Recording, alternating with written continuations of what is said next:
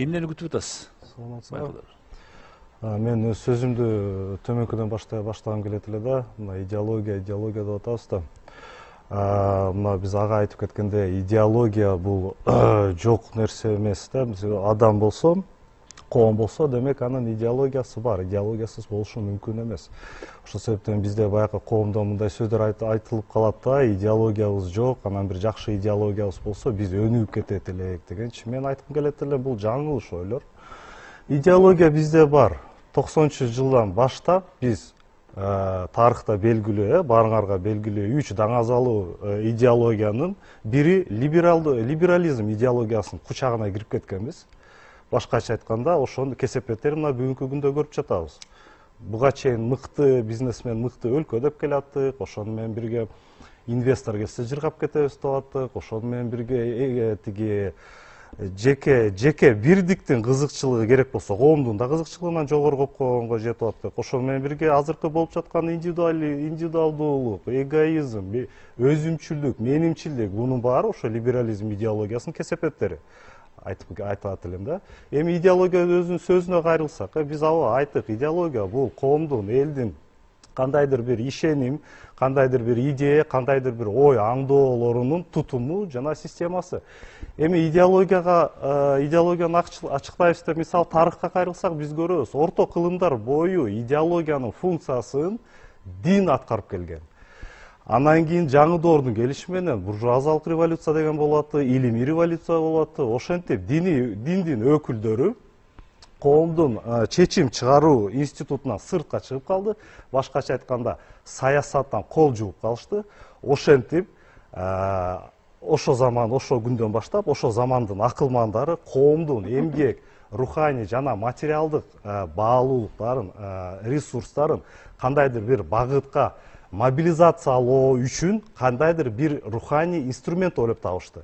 Ошол инструменттин аты мына идеология.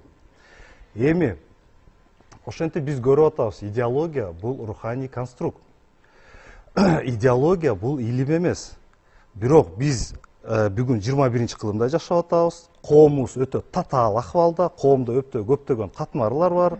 Цивилизация деген турат. Ошон үчүн биз идеология деген түшүнүктү илим алкагынан ачыкташ керекпиз.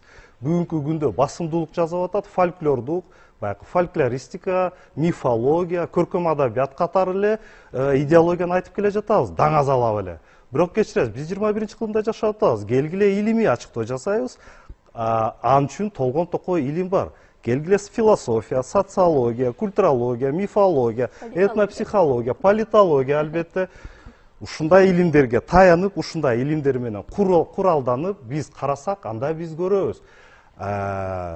Идеология бул коомдун өнүгүүсүнө, мындайча айтканда, карапайым калкты үгүттөөгө жана карапайым калкка ошо өнүгүү жолун түшүндүрүп берүүгө, үгүттөөгө арналган кандайдыр бир инструмент. Эми ошону менен бирге биз көрөбүз. Бул баягы жалпылыкка арналганда ар бир жаранга биз түшүндүрүп бере албайбыз да, өнүгүү деген эмне.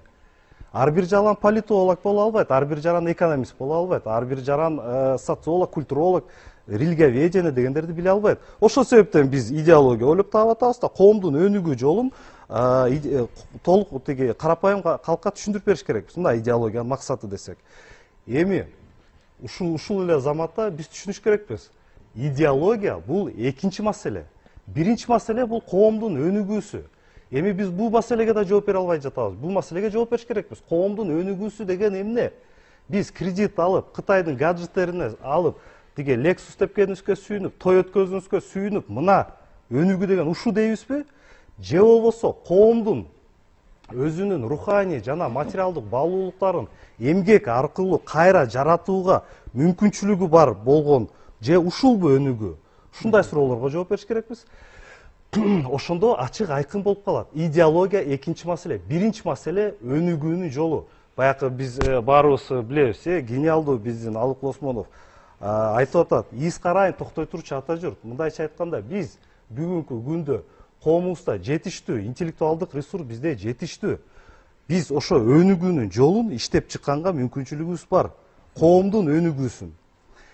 Эми азыр биротоло эле айта кетейин. Эми ошо коомдун өнүгүүсүн иштеп чыктык дейлик, Анан ошону менен бирге ошол идеологияны иштеп чыктык. Ага биздин кудуретибиз жетет, мен билем. Бирок ошо идеологияны идеология чындыкка, объективдүү реалдуулукка тете болуш керек. Биз азыр каалагандай өзүбүзгө апапака канаты бар идеологияны ойлоп таап алабыз. Бирок иш жүзүндө ал объективдүү реалдуулуктун талабына жооп бербесе, коомдук процесстердин талабына, табигатына жооп бербесе, анда Манастын жети осуяты сыяктуу эле бир тарыхтын алкагында кала берет. Эми дагы бир нерсе айтып кетким келет эле. Мына идеологияны ойлоп таптык дейлик. Бирок кечиресиз, идеологияны ошо жалпылыкка таркатуу бул чоң жумуш. Бул килеген коомдун ресурсун талап кылган жумуш. Кечиресиз, эмне деген мугалимдер керек болот, эмне деген баягы пропагандисттер керек болот, эмне азыр мисалы блогерлер деген бар, интернет тармак деген бар. Кечиресиз, аларга да көңүл буруш керек болуп калат. Кайсы жерде коомдук эмгек сарпталып атса, кайсы жерде убакыт сарпталып атса, демек ошол жерде материалдуу баалуулуктун кандайдыр бир уникалдуу формасы узатылат. Ал уникалдуу формасыз эч бир иш жүрбөйт. Ал форманын аты акча. Демек, биз экономикалык маселебизди чечмейин эч кандай идеологияны ишке ашыра албайбыз.